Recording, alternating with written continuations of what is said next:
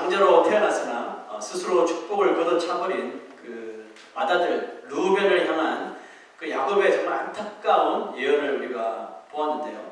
그 반면에 넷째 아들로 태어났지만 이 장자의 기업을 받게 된 그 유다의 그 축복의 예언도 들어봤습니다.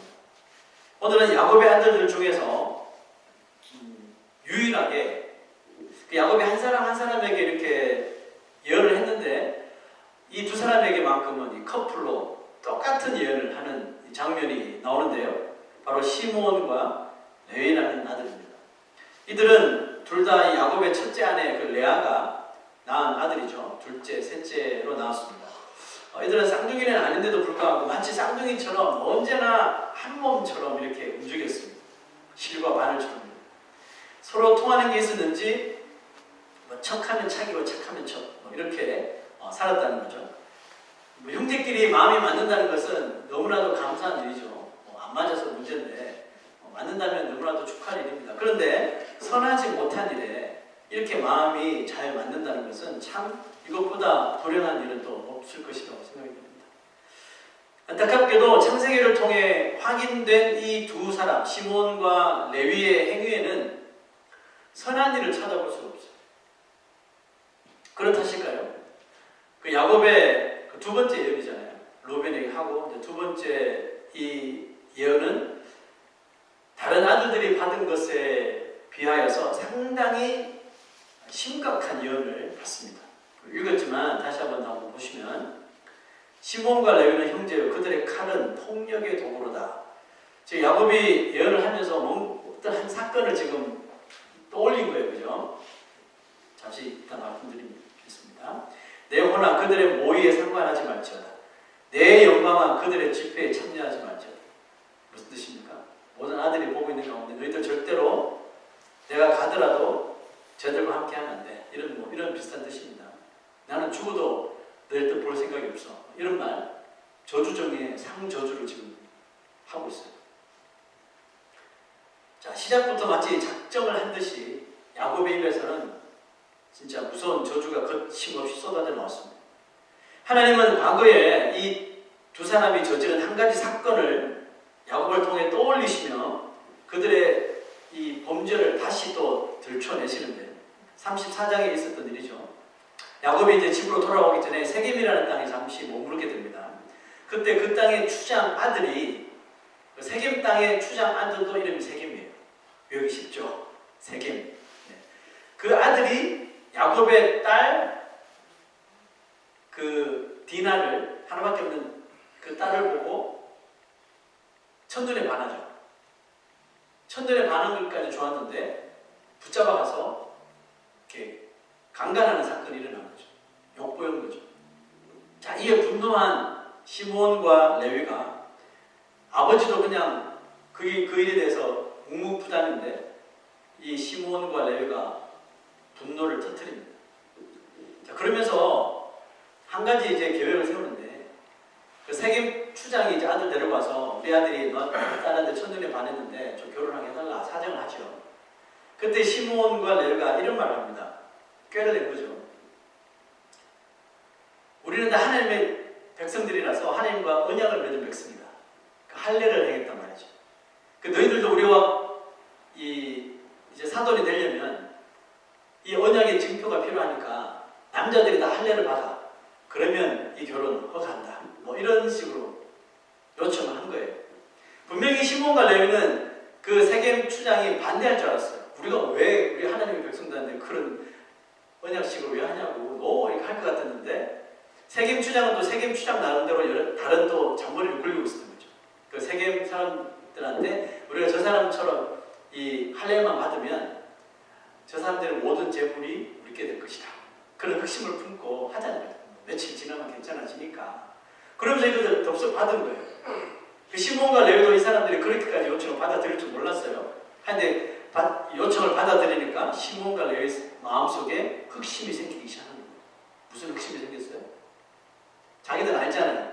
이 할례를 받으면 며칠째 가장 고통스러운 건지. 그때를 기회 삼아 그날이 딱 도착되자마자 시몬과 레위 딱 두 사람이 형제 의기투합해서 칼을 차고 나가서 거리에 가서 최고조로 고통에 빠져 있는 남자들을 다 칼로 찔러 죽인 거죠. 이게 그 무서운 세겜 이 만행입니다.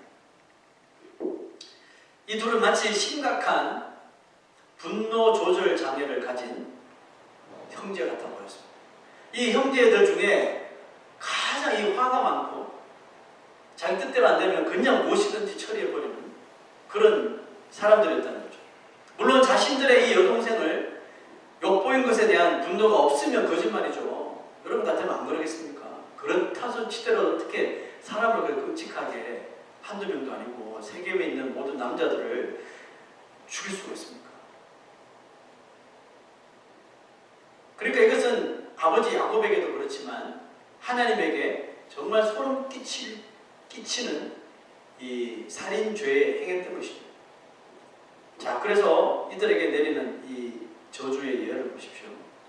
그들이 그들의 분노대로 사람을 죽이고 그들의 혈기대로 소의 발목 힘줄을 끊었음이라고. 이게 무슨 말일까요? 그들의 혈기대로 소의 발목 힘줄. 왜 소도 할례 시켰나요? 왜 소의 발목 힘줄을 왜 끊었을까요?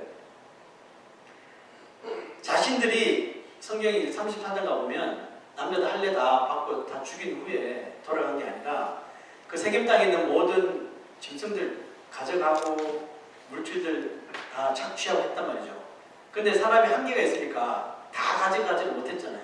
그 자기들이 가져갈 소들은 그대로 두고 거기에 남겨둔 소들은 발목 힘줄을 다 끊었단 말이에요. 왜요? 사용하지 못하게. 그러니까 이 시몬과 레위가 얼마나 악한 사람들인지 이 예를 통해서 볼 수가 있겠죠. 아버지 야곱은 그때를 떠올리며 지금 야곱이 147세 이제 언제 하나님께 가셔도 이제 곧 돌아가시잖아요. 그런데도 불구하고 그때 일을 떠올리면 지금도 막 치가 떨리고 오금이 저리는 트라우마가 야곱에게 생깁니다. 하나님은 야곱을 통해 그들에게 거침없이 저주를 퍼부으셨는데요. 보세요. 그 노여움이 혹독하니 저주를 받을 것이요 분기가 맹렬하니 저주를 받을 것이다. 시몬과 레위에게 이토록 무서운 저주의 예언이 내려진 것은 이들이 무고한 사람들을 무차별하게 살인한 것 때문이기도 하지만 그것보다 더 큰 게 있었어요. 그들이 언약의 상징인 이 할례를 이용해서 자신들의 화를 풀어냈다는 것입니다. 그 무슨 뜻일까요? 하나님을 무시한 사악한 행동이라는 겁니다. 자, 갈라디아서 6장 7절에 보면 하나님 이런 말씀 하시죠. 스스로 속이지 마라. 너희들 착각하지 마. 하나님은 만홀히 여김을 받지 아니하시나니 사람이 무엇으로 심든지 그대로 거두리라. 너희들이 어떤 목적으로 했을지 모르겠지만 너희들의 수단은 너무나도 악하니까 너희들이 심은 대로 그대로 다 거둘 거야. 나는 너희들이 생각하는 것처럼 그렇게 너희들 손에 놀아나는 하나님이 아니야 라고 말씀하시는 거죠. 여러분, 시몬과 레위의 범죄가 과연 정당화될 수 있어요? 물론 그들이 가졌던 목적은 자신들의 여동생을 하나밖에 없는 여동생을 욕보인 대가를 치르게 하고 이 디나가 이 여동생이 짓밟힌 그 명예를 회복하려는데 목적이 있었죠. 요즘 세상이 악한 것이 손으로 탈바꿈되고 선을 또 행하는 사람들은 찌질하게 보고 강한 폭력을 가진 자가 히로가 되는 이 세상에서 만약에 이 시몬과 레위의 이 스토리를 지금 현대식으로 영화를 만들면 이 시몬과 레위는 영웅으로 나올 거예요. 하나밖에 없는 여동생을 위해서 저런 영웅이다. 우리도 본받아야 된다. 뭐 이렇게 둔갑할지 모르겠습니다. 하지만 목적이 아무리 좋더라도 수단이나 과정이 악하면 그건 절대로 정당화될 수 없겠죠. 당연히 하나님의 진노와 저주를 그들이 피할 수가 없었습니다. 보세요. 내가 그들을 야곱 중에서 나누며 이스라엘 중에서 드리로다. 야곱이라는 자기 아버지죠. 그 가족 중에서 나누게 될 거고 안 좋게 나누겠죠. 그리고 아직 이스라엘 민족이 형성되지는 않았지만 훗날 이스라엘 민족이 형성될 때도 이스라엘 중에서도 너희들 다 흩어질 거야. 먼지처럼 사라질걸? 이런 저주의 예언을 하셨습니다. 자, 야곱의 아들들 가운데 마음이 통하여 단짝처럼 어울려 지내며 잔인한 범죄에도 동행했던 시므온과 레위는 무서운 저주도 이제 같이 받아야 하는 신세가 되어버렸습니다. 그 여리 우리가 사람을 사귀고 우리 자녀들한테는 꼭 이런 거 이야기해야 돼요. 친구 잘 사귀고. 누가 봐도 쟤는 진짜 하나님 앞에 저주받을 짓만 하고 그런 말들만 하고 다니는 친구라면 그 친구가 아무리 인기가 좋고 그래도 저쪽 가까이 하면 안 되는 거예요. 우리의 비즈니스 파트너도 마찬가지고. 우리가 가까이 할 사람과 가까이 하지 말아야 할 걸 구별할 수 있는 것, 그것도 신앙인들의 한 이 삶이라고 저는 믿습니다. 야곱의 예언은 그대로 성취가 되죠. 아들들 가운데 시몬과 레위의 자손들은 해가 가면 갈수록 약해져 갑니다. 그리고 더 악해져 갑니다. 더 어리석어집니다.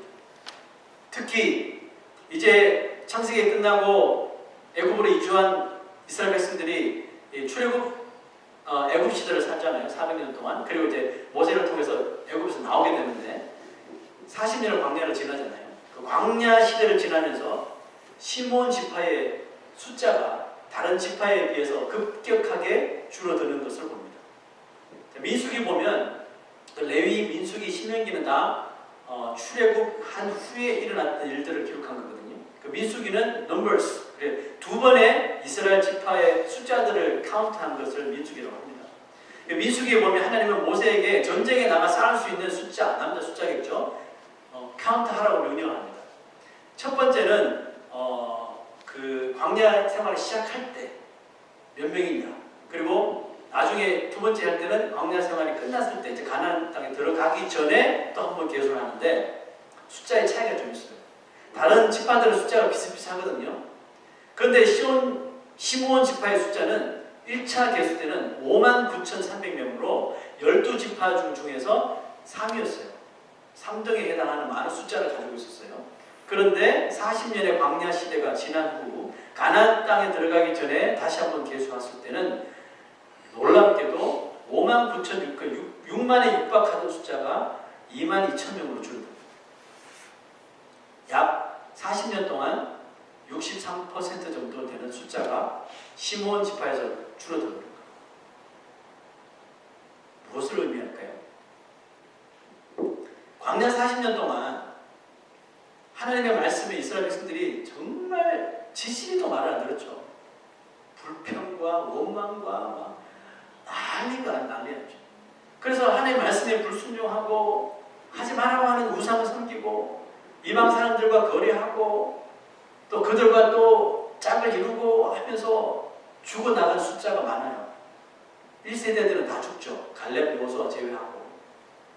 근데 그 중에 가장 많은 죽음을 당한 지파가 어디라고요? 시므온 지파였다는 거죠. 그 한 예로 그 광야 생활하면서 있었던 한 사건이 있었습니다. 죽임을 당한 이스라엘 남자, 왜 죽었을까요? 곧 미디안 여인과 이방 여인과 함께 이렇게 우상을 섬기고 짝을 이루다가 죽음을 당했습니다. 그 죽음을 당한 자의 이름은 시므리니, 이름이 시므리예요.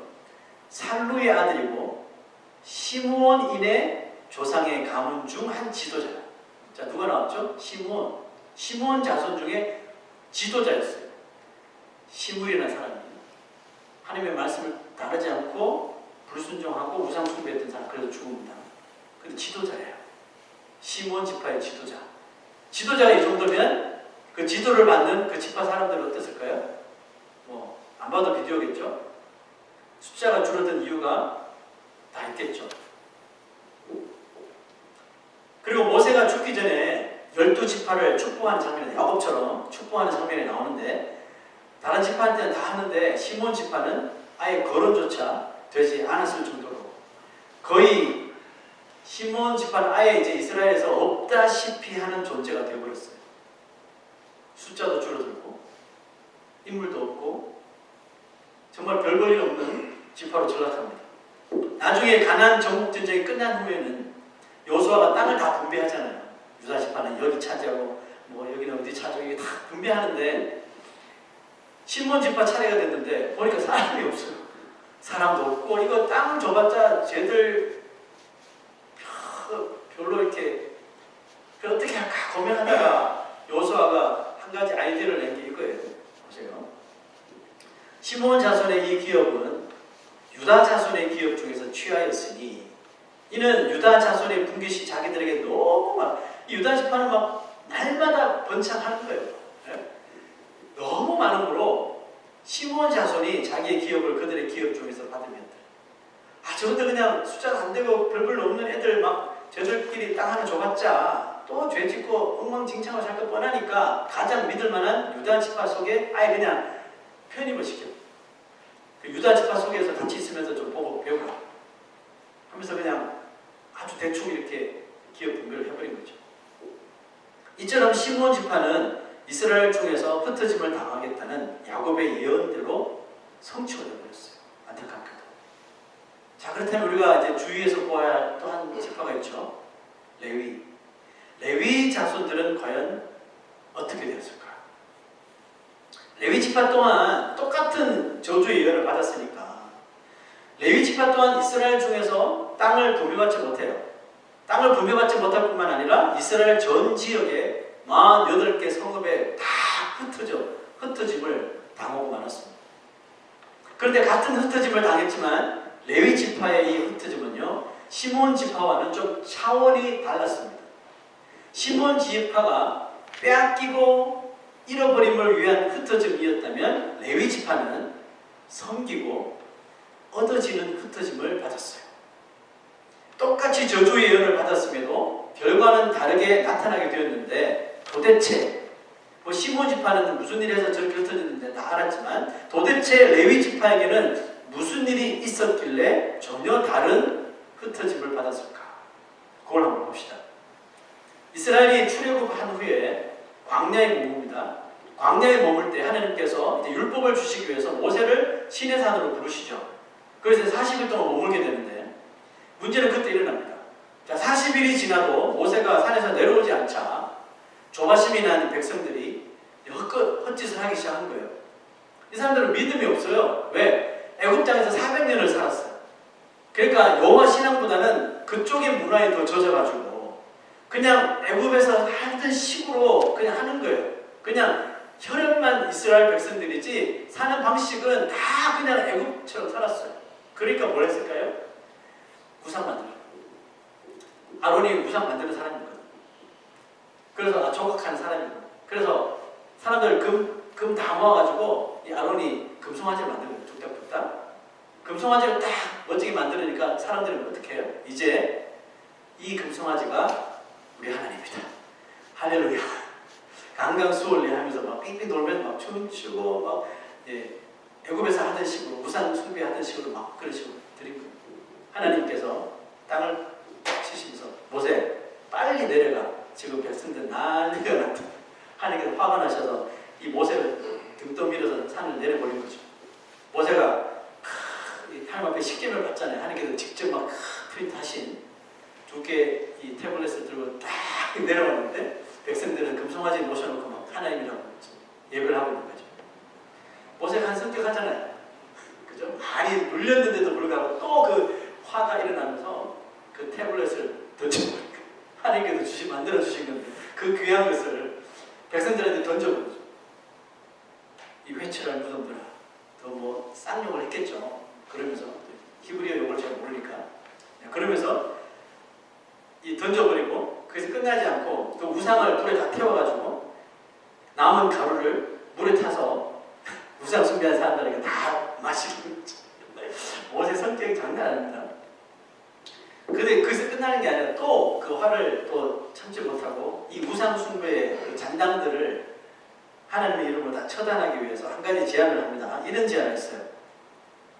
모세가 진 문에 서서 이르되 누구든지 여호와의 편에 있는 자는 우상 말고 여호와의 편에 있는 자는 내게로 나오라.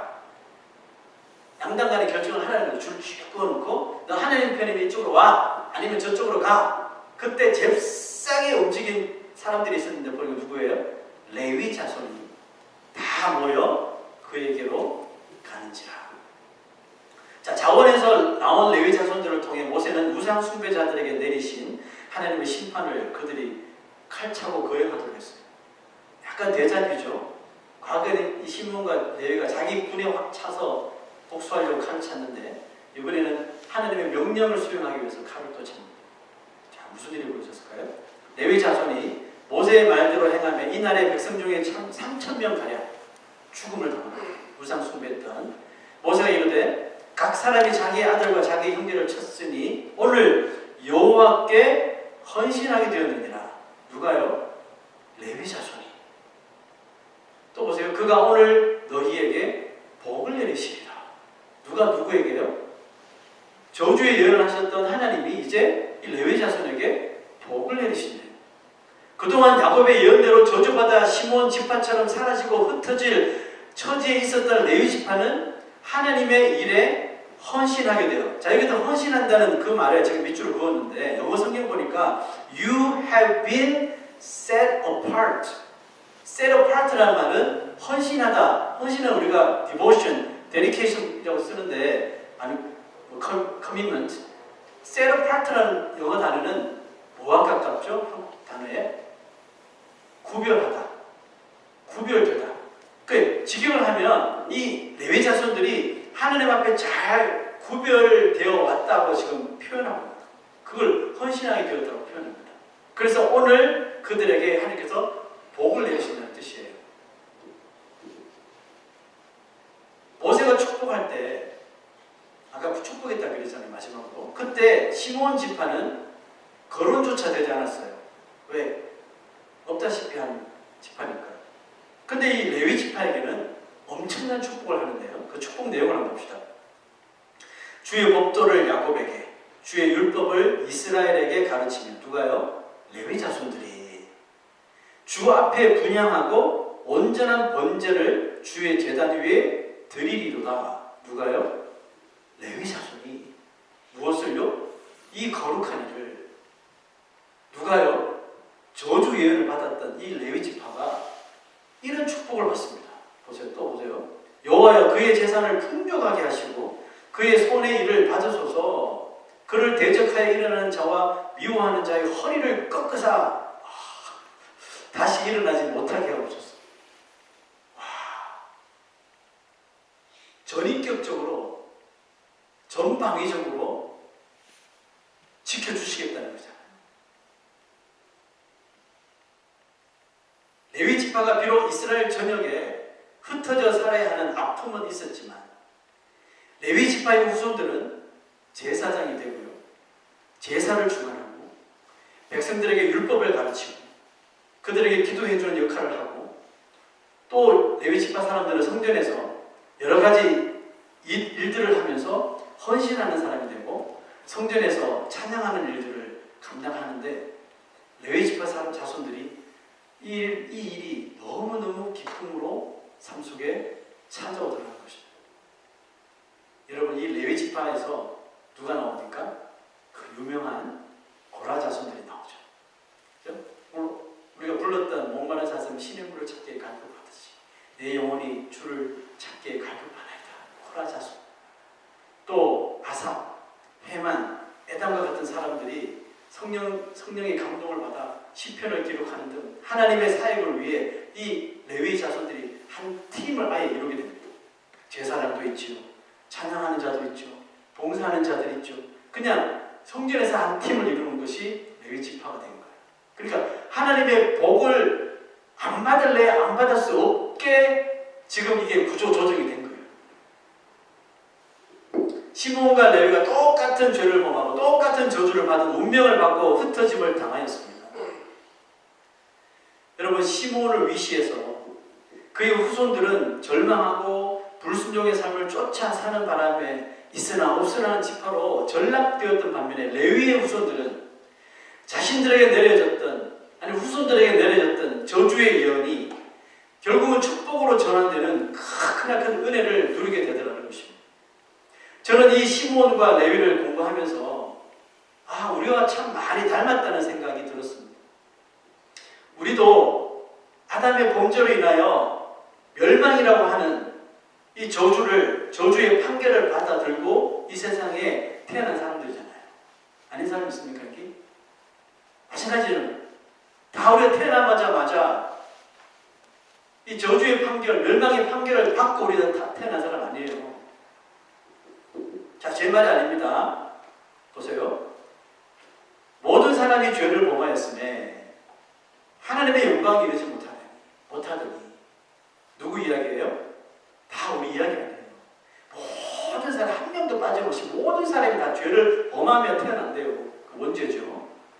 하나님의 영광, 하나님 나라에 갈 수 없는 존재들이란 말이에요.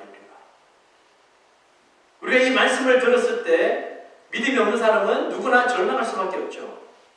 천국 간다고 해서 교회 와서 예수 믿으려고 하는데 보니까 모든 사람이 죄를 범하였으면 다 지옥 간다고. 누구나 절망할 수밖에 없습니다. 이 말은 별일이 없는 한 우리는 가만히 있어도 우리 인생은 멸망, 지옥행이 정해졌다는 뜻이므로 소망을 가지고 살아갈 수가 없는 것입니다. 그래서 어떤 사람은 시몬 지파처럼 사는 거죠. 어차피 우리는 멸망이고 어차피 저주받는 인생들이니까 뭐 이렇게 잘 살아 대충 살지. 그래서 이 이스라엘 지파 중에서 전부 대충 사는 지파가 되는 거죠. 자기 하고 싶은 대로 살고 하나님 말씀 따위는 뒷전이고 그냥 뭐 어차피 저주받아 끝날 우리 집한데 뭐 하면서 막 대충 사니까 숫자는 점점 줄어들고 엉망진창이 되는 거죠.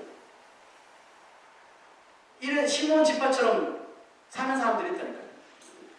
여러분 인생에 소망이 없는 사람은 그 삶 속에 나타나는 특징 하나 있는데 항상 마음에 분노가 많아요.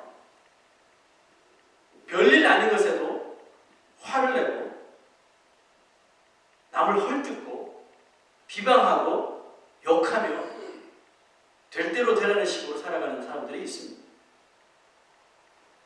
이렇게 사는 사람 본 적 있습니까? 한 분도 없진 않겠죠. 왜냐하면 우리 모두가 그렇게 살았기 때문에. 지금도 그런 삶을 살고 있을지 몰라요.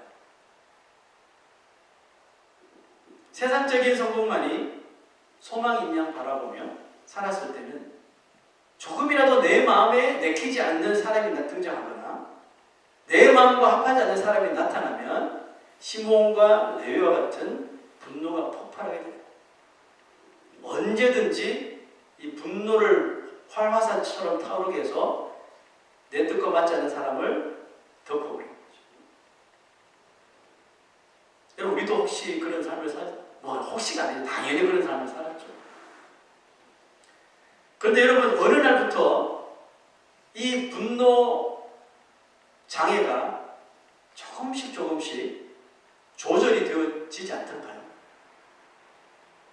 정말 나는 쉽게 이렇게 뚜껑이 열리고 쉽게 욕이 나오고 쉽게 저주의 말들이 막 쏟아져 나오는 인생인데 어느 날부터인가 이 조금씩 언어들이 순화되고 분노는 조금 줄어들면서 역시 혹시 그런 경험 교회 다니면서 건강한 교회 다니면서 혹시 그런 현상을 발견한 적 없어요? 저는 개차고 12년 됐잖아요. 저는 저 자신이 그렇게 원래 분노가 많은 사람 아니에요. 그런데도 불구하고 예전에는 화 막 못 참고 막 그랬거든요. 제 전도사 때 방송을 나갔는데 전도사 때 말 안 듣는 학생 뺨을 친 적도 있어요. 저 보통 하나 아닙니다. 그때 제가 그만둘 수도 있었는데 하나님 은혜로 복직이 돼가지고 저도 모세처럼 화가 많았었어요. 못 참는 거죠. 근데 여러분 제가 12년 동안 이렇게 개척하면서 이렇게 지내오면서 참 많이 이게 조절이 되어가고 있다는 것을 정말 생생하게 경험합니다. 당연히 우리 아내를 바라보면서도 야 진짜 저렇게 사람이 조절이 되어가고 있다고 우리 딸들도 그걸 동의합니다. 엄마는 매년이 달라. 점점 집안에서 소리가 여기까지 합시다. 네, 그러면서 여러분 어떻습니까? 언제부터인가 여러분 분노가 좀 조절이 되어 가고 있지 않습니까? 별일이 아니라 큰일이 났는데도 예전 같으면 흥분하고 난리가 뛰고 했을 텐데 큰일이 났는데도 쉽사리 흥분하지 않고 침착해져. 누가 나를 비방하고 나를 헐뜯고 욕하는 소리가 들리는데도 불구하고 인내를 하게 됩니다. 저는 지금 우리 예수님 이야기하는 게 아니에요. 예수님을 올바로 만난 사람의 삶에 일어나는 올바른 현상을 말하고 있는 거예요. 불같은 성격의 모세가 가장 온유한 자로 변화되고, 바울이 예수 만나기 전에 사울이었잖아요. 세상에 가장 높은 자, 내가 최고. 그래서 막 돌로 예수 믿는 사람 때려 죽일 때도 당연하지 이렇게 말했던 사람이 사울이잖아요. 그 예수를 만나자 바울, 세상에서 가장 천하고 낮은 자로 변화되지 않습니까? 돈밖에 모르던 삭개오 텍스 컬렉터가 그 돈을 다 가난한 자들에게 그냥 다 도네이션하는 사람은 변화됩니다. 왜 이렇게 변화되고 왜 이렇게 조절되어 가는 걸까요? 왜 그러냐면 모두 다 그들의 인생에 올바른 소망을 찾았기 때문입니다. 예전에는 소망이 있었는데 그걸 보니까 예수 믿고 나니까 그게 진짜 소망 아니었던 거죠. 그것 때문에 죽기 살기로 살았는데 이제 봤더니 헛살았어. 그건 소망이 아니었던 거죠. 예수를 만나고 올바른 소망을 찾았기 때문에 조절들이 되어가고 있다는 거죠. 완벽해질 수는 없죠. 그렇지만 조절되어. 여러분 그 소망이 어떤 걸까요? 자, 이 구절 다음에 나오는 말씀을 보십시오. 한번 읽어봅시다. 시작. 모든 사람이 죄를 범하였음에 하나님의 영광에 이르지 못하더니 그게 우리 인생이었는데 그리스도 예수 안에 있는 구속으로 말미암아 하나님의 은혜로 값없이 의롭다 하심을 얻은 자. 내가 뭐 한 것도 없는데 나를 택하셨다는 그 이유 하나만으로 나를 구원해 주시는 구원의 선물을 주신 것, 의롭다 하심을 값없이 얻게 되었다. 이것으로 인하여서 소망을 얻게 되었다. 바울도 그랬고 삭개오도 그랬고 예수님의 제자들도 마찬가지고 저와 여러분들도 이 소망을 찾았기 때문에 우리의 삶 속에 조절되는 변화가 생길 수밖에 없는 거예요. 자동적으로. 예수 그리스도가 주시는 구원의 기쁨이 소망이 될 때, 이제 세상의 소망이 더 이상 내 것이 아니야. 내 소망은 오직 예수 그리스도밖에 없어. 예수 그리스도의 주신 구원의 기쁨이 나에게 소망이 될 때, 또 나 같은 죄인을 값없이 의롭게 만들어 주셨음을 믿으며 깨닫게 될 때, 하나님은 우리가 시몬에서 레위의 삶으로 변화시켜 나갈 수 있도록 용기를 주시고 응원해 주시고 날마다 우리의 등을 두들겨 주시면서 변화될 수 있도록 그 변화의 삶을 허락해 주시는 줄로 믿습니다. 여러분, 성경에서 저주를 가장 많이 받은 사람이 누굴까요? 성경에 보면 허건나 저주받은 욕 얻어먹고 저주받고 뭐 이런 사람 있잖아요. 누굴까요? 다윗입니다. 다윗. 다윗은 왕인데 여러분 시편 보세요. 절반 이상 다윗이 쓴 건데 다 욕먹는 거. 그냥 멀쩡한 데 찾아와서 저주하고 원수들도 얼마나 많은지 천만인에게 둘러싸였다고 그랬잖아요. 그 천만인이 저주를 한다는 소리 아니에요. 다윗 하나 둘러싸는 거 다 죽일놈 그러면서 그렇게 많은 저주를 받았던 사람이 다윗이에요. 문제는 뭐냐면 그 많은 원수들의 저주를 다윗이 어떻게 반응했냐는 건데요. 그럼 너무 많은 케이스가 있지만 그 중에 가장 알아듣기 쉬운 케이스 하나만 설명할게요. 다윗의 원수는 사울 왕이었잖아요. 다윗이 잘 나가니까, 장군으로 잘 나가니까 사울 왕이 이제 저 나라 뺏으려고 하는 놈을 죽이려고 그랬잖아요. 그 당연히 사울이 베냐민 지파였는데 베냐민 지파 사람들은 뭐 자기들 왕족이다. 그래서 다른 지파도 다 무시하며 살았거든요. 근데 유다 지파의 다윗이 딱 이렇게 등장해서 골리앗도 죽이고 막 대세로 떠오르니까 베냐민 지파 사람들이 누굴 싫어해요? 다윗을 싫어하는 거죠. 유다 지파도 싫어하고. 그 중에 오늘 시므라는 사람이 많이 나오는데 시므이라는 사람이 있었어요. 이제 사울 왕이 죽었어요. 결국 하나님 앞에 저주를 받아 죽고 다윗이 왕이 되었어요. 그럼에도 불구하고 나 인정 못해. 베냐민 지파가 왕족이지 어떻게 유다 지파가 왕이 됐냐. 다윗 제 목동인데 어떻게 왕이 돼. 이거는 뭔가 잘못된 거야. 다시 이걸 되돌려야 돼. 왜? 사울 왕이 아직 찾지 못한 왕자가 있으니까. 그 찾아내서 다시 왕으로 세우고 뭐 이렇게 난리 친 거예요. 시므이라는 사람이. 어느 정도였냐면 홀로 단신으로 다윗을 찾아와서 돌을 던지고 막 저주를 퍼붓고 용기도 대단하죠. 그때 다윗의 신복들이 시므이를 욕하는 것을 흥분하면서 보면서 흥분하여 앞다투어 명령만 내려줘서 내가 단칼에 저놈의 목을 베겠다고 막 이렇게 막 흥분하면서 막 일어난 거예요. 분을 내면서. 그때 다윗이 같이 덩달아 흥분한 게 아니라 이런 말을 그 신하들에게 합니다. 자, 사무엘하 16장 봅시다. 왕이 이르되 다윗이 말합니다. 수루야의 아들들아, 그 신복들이에요. 내가 너희가 무슨 상관이 있느냐? 그가 저주하는 건 누구예요? 시므이가 지금 나를 저주하는 것. 그가 저주하는 것은 여호와께서 그에게 나를 다윗을 저주하라 하심이라. 말이 됩니까, 여러분? 네가 어찌 그리 하였느냐 할 자가 누구겠느냐? 지금 다윗은 누구 편인가요? 또 한번 볼까요? 또 다윗이 아비새, 또 다른 신복입니다. 아비새와 다른 신하들이 내 몸에서 난 아들도 내 생명을 헤아려. 어떤 이런 개망나니 같은 인생이 있습니까? 압살롬이라는 아들이 있었죠. 첫째 아들. 압살롬이 다윗 왕 자리 뺏으려고 죽이려고 쫓아왔잖아요. 그 내 몸에서 난 아들도 내 생명을 헤아려 하거든. 하물며 이 베냐민 사람이라 쟤 얼마나 억울하겠어. 사울 왕이 좀만 더 잘했으면 자기가 다 왕족으로 사는 건데 나한테 뺏겼으니 얼마나 억울하겠어. 나 이해해. 자기를 저주하는 원수를 이해하면서 흥분을 가라앉히는 거예요. 그러면서 이런 말을 합니다. 여호와께서 그에게 명령하신 것이 똑같은 말 하죠. 여호와께서 저 사람 시므에게 명령하신 것이니 그가 저주하게 버려둬. 다윗이 제정신인가요? 자기를 저주하는데 저주 더 하세요. 더.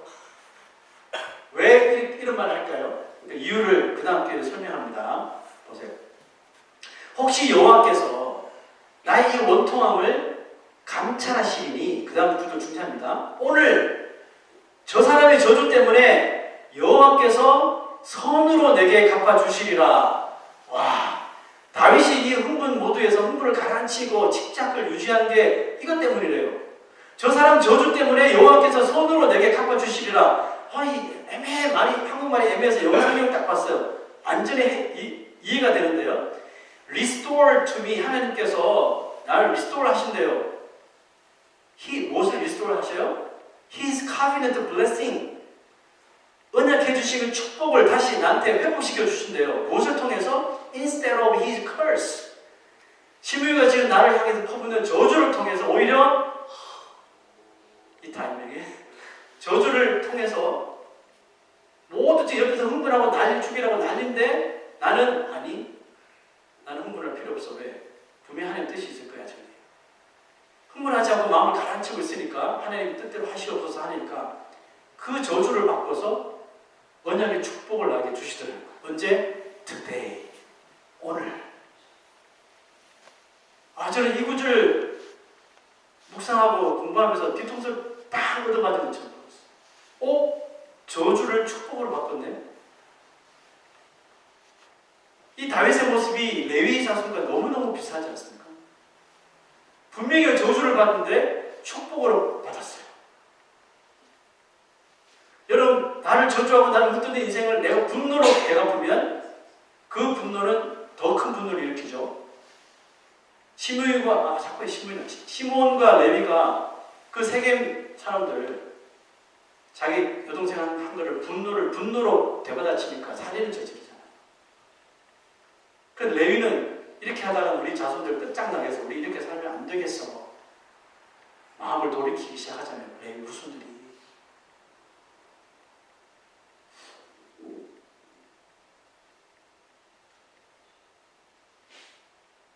자, 여러분, restore to me his covenant blessing instead of his curse.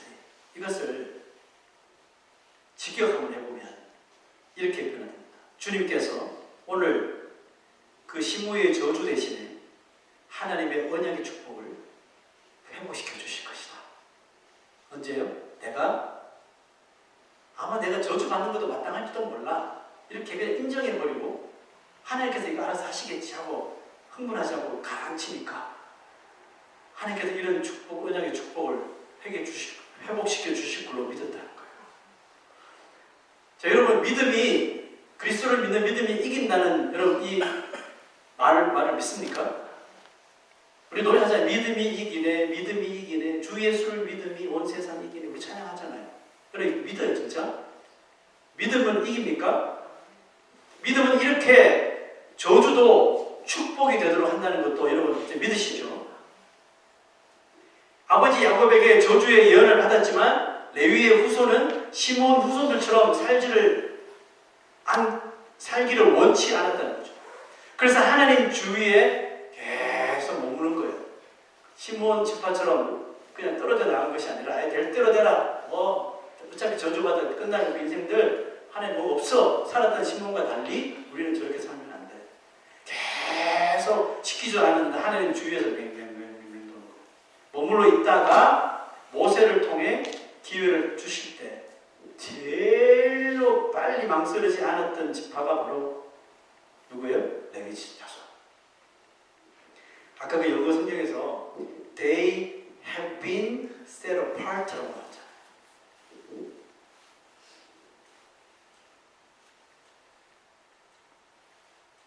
말해도 넘어갔네요. 그죠? 저기 보면 You have been set apart to the Lord today. 지금 한 번 레위 자손이 반짝 이렇게 해가지고 이런 복을 받았다는 게 아니에요. Have been set apart to the Lord. 이미 이전부터 조절되어 왔다는 거예요. 그의 삶을 시몬 지파처럼 살지 않고 저주의 예언을 받았지만 우리가 이렇게 살면 우리 다 멸망할 거야. 우리 이렇게 살 수는 없어. 조금씩 set apart 되어지기 시작했다는 거예요. 이게 단시간에 벌어진 것이 아니라 장시간에 걸쳐서 레위 자손들이 계속 이렇게 하나님 주위에 머무르고 있었다는 사실인 거죠. 레위 지파에서 누가 나왔다고 했죠? 제사장이 나왔고 모든 성전에서 사역하는 봉사자들이 나왔습니다. 그 뜻을 영적으로 풀어보면 뭘까요? 구약시대 제사장이면 이 시대에 누구를 이야기할까요? 저 목회자. 물론 우리 다 왕같은 제사장인 거 맞지만 이렇게 좀 아피셜리 말하면 제사장은 목사잖아요. 네. 그래서 레위 지파에서 제사장이 나오고 모든 성전에서 하나님께 예배하고 섬기고 봉사하는 자들이 나왔다면 영적으로 보면 이 시대 목사, 목회자 그리고 예수 그리스도 안에 소망을 가지고 있는 모든 하나님을 예배하는 성도된 자들을 다 가리키고 있다는 뜻이겠죠. 악한 마귀가 다스리는 세상은 하나님의 자녀들을 향하여 이 시므이처럼 저주하고 돌을 날마다 날릴 것입니다. 그런 공격을 당하는 게 그리스도인이에요. 그게 당연한 거예요, 여러분. 여러분들 정말 믿음이라는 것을 가지고 여러분 세상에서, 직장에서, 가정에서 살다 보면 욕을 얻어먹고 저주를 받는 게 여러분 당연한 거예요, 여러분. 여러분들이 그리스도인이라는 것을 드러내기 싫어하니까 고난을 안 받는 거죠. 한번 여러분이 내가 믿는다는 것을 한번 자신 있게 한번 드러내보세요, 여러분. 고난 엄청나게 당합니다, 여러분. 여러분 다음 주에 막 울면서 막 그래요, 여러분. 이럴 줄 몰랐다고. 예수 믿는 게 이렇게 힘든 일인지 몰랐다고. 근데 그게 정상이라니까요, 여러분. 맨날 그냥 안 보이게 그냥 하니까 고난이 없는 거예요, 여러분. 사도 바울이 왜 그렇게 돌맞아 가면서 고난이 내게 유익이라, 고난이 유익이라 왜 이렇게 말했을까요? 진짜 고난을 받아보니까 나를 더 보호하시고 사랑하시고 이뻐하시는 하나님의 은혜가 더 크더라는 거예요. 그래서 고난 또 좋습니다. 고난 또 받을게 한 거예요, 여러분. 근데 여러분 그 말을 읽으면서 난 고난이 없는데? 그럼 왜 고난이 유익이지? 이해를 못하는 거예요. 왜 고난을 받아본 적이 없습니까? 예수 믿는 것처럼 살지 못하는데 무슨 고난이 있어요, 여러분? 그래서 억지로라도 이거 좀 체험해보려고 오지도 가고 성교도 막 가고 하는 거예요, 여러분. 가보니까 진짜 먹는 것도 좀 이렇게 받아당해보고 뭐 여러 가지 모욕도 당해보고 해보니까 고난 중에서 받는 하나님의 은혜를 경험하는 거예요. 그러니까 아이들을 빨리 빨아들이잖아요. 그 세상에서 살아가는 목적이 막 바뀌고 가치관이 바뀌고 세계관이 막 바뀌는 거예요. 내가 이제 세상에서 잘 먹고 잘 사는 일에 내가 그것을 위해서 사는 것이 그게 내 골이 아니라 무엇을 일을 하든지 정말 하나님의 사랑을 받아서 내 이웃을 내 몸과 같이 사랑하라는 그 뜻에 부합하게 살아야지. 그래 나는 이 잡을 가질 거야. 그래 나는 이런 공부를 할 거야. 하면서 애들이 변화되기 시작하는 거예요. 여러분 진짜 고난의 유익이라는 그 말씀을 이해하고 싶으면 예수를 믿는 것처럼 사십시오. 그냥 밥 먹을 때 부끄러워 6%도 기도 한 번 하지 못하는 그런 신앙 가지고 무슨 고난이 내게 유익이라고 이러고 떠들고 다닙니까? 착각하지 마십시오. 우리 죽었다 깨어나도 그 고난의 유익을 알 수 없어요. 목에 칼이 들어와도 한번 주일 한번 지켜보고 예배 자리 한번 지켜보고 고난을 그것 때문에 예배 지키는 것 때문에 고난을 좀 당해보고 손해도 보고 예? 욕도 얻어먹고 니만 뭐 교인이냐 뭐 욕도 얻어먹고 그러면서 여러분 고난의 유익을 가시는 거예요. 여러분 다 이거 타협하고 저거 타협하면서 살아가면서 주여 제발 그렇게 살지 맙시다. 우리 건강한 교인들만큼은 이렇게 그렇게 좀 살지 맙시다. 좀 고난 좀 당하세요. 목사로서 여러분 고난당하러 말하는 좀 그렇지만 그게 여러분들한테 유익이니까 그 유익의 맛을 좀 봤으면 하는 거예요. 제발 please pardon.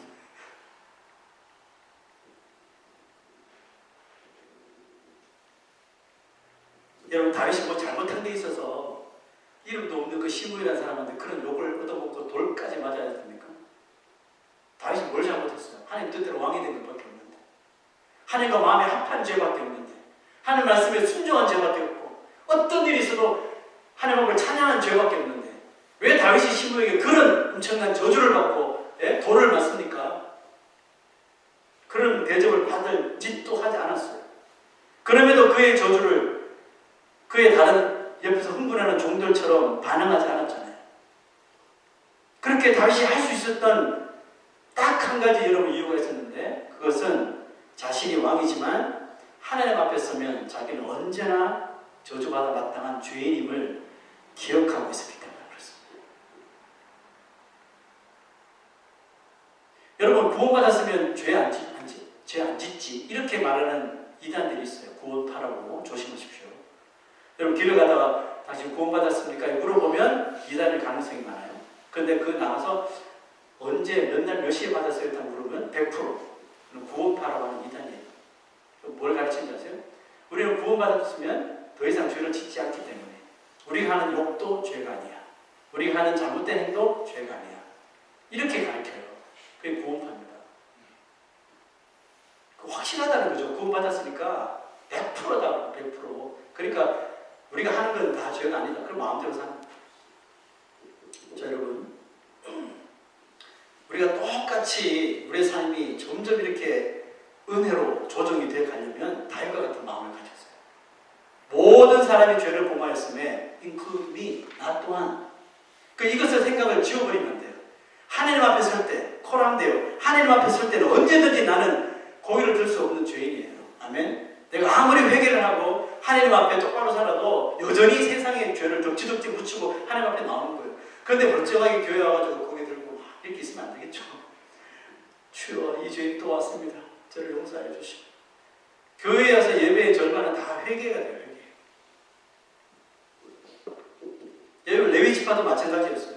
하나님 우리가 주님 앞에 설 수 없는 죄인임에도 이와 같이 우리를 택하여 하나님의 성전에서 봉사하고 찬양하고 말씀을 증거하는 사람으로 세워주시니 이것이 우리에게 얼마나 큰 은혜요 사랑인지 모르겠습니다. 주여 무엇의 일을 맡겨주시든지 하나님의 뜻대로 하겠나이다. 감사합니다.